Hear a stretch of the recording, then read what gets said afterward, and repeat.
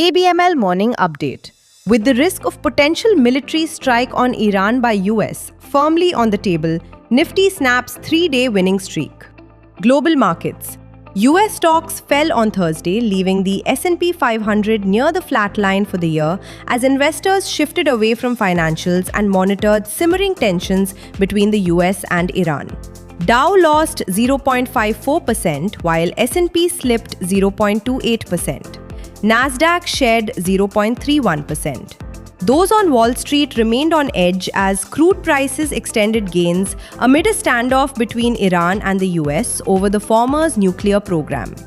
President Donald Trump said Thursday that he's going to determine whether to launch military strikes against the Middle Eastern country in the next 10 days. US initial jobless claims fell by 23,000 to 206,000 for the week ended February 14th, below estimates, while continuing claims rose slightly to 1.87 million. The trade deficit widened sharply to $70.3 billion in December, well above forecasts, though the full-year deficit declined marginally by 0.2% despite tariff measures. European stocks moved lower on Thursday as investors weighed earnings from Airbus, Renault, and Nestlé, amongst others. The regional stock 600 finished the session 0.6% lower, with the region's major bosses ending the day in negative territory. Domestic market. Indian equity indices ended on a negative note on February 19th. At close, the Sensex was down 1.48% at 82,498 and Nifty was down 1.41% at 25,454. GIFT Nifty trades lower by 4 points at 25,397, signaling a flat start to the trading session. Auto and marine exports from India to the European Union have surged ahead of the proposed free trade agreement, reflecting strengthening trade ties. Vehicle exports to the EU jumped over 50% to $2.2 billion in April to December FY26, raising the EU's share in India's total automobile exports to 11.6%. Marine exports climbed 26.5% to $982 million, driven by higher shipments of fish, crustaceans, mollusks, and processed seafood. Overall, India's exports to the EU stood at $19.5 billion during the period, with the bloc accounting for 9.8% of total exports.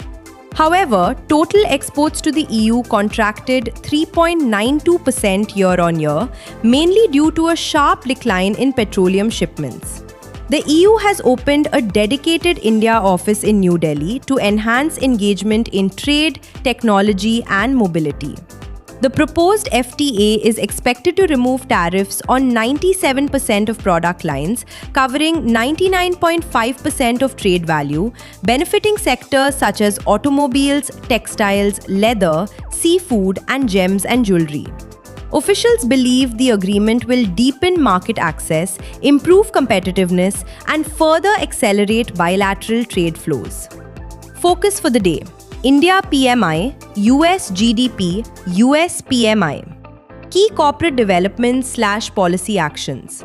Zen Technologies has received Dun & Bradstreet's top 5 A1 rating, highlighting strong financial strength and creditworthiness. The move boosts its global credibility and is sentimentally positive for the company. ABB India's Q3 net profit fell 18% YOY to 432 crore rupees, while revenue rose 6% to 3,557 crore rupees. EBITDA declined 17% to 547 crore rupees, with margins at 15.38% versus 19.53% last year. Waaree Energies is in talks with the Andhra Pradesh government and other states to set up a proposed greenfield facility. In October 2025, it approved raising lithium-ion cell and BESS capacity from 3.5 gigawatt-hours to 20 gigawatt-hours with an additional capex of about 8,000 crore rupees in its subsidiary, Waaree Energy Storage Solutions.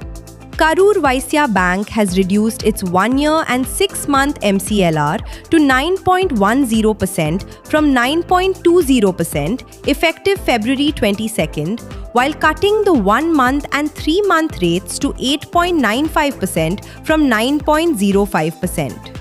Fund flow. FII sold shares worth 8.80 billion rupees, while DII also sold for 5.96 billion rupees.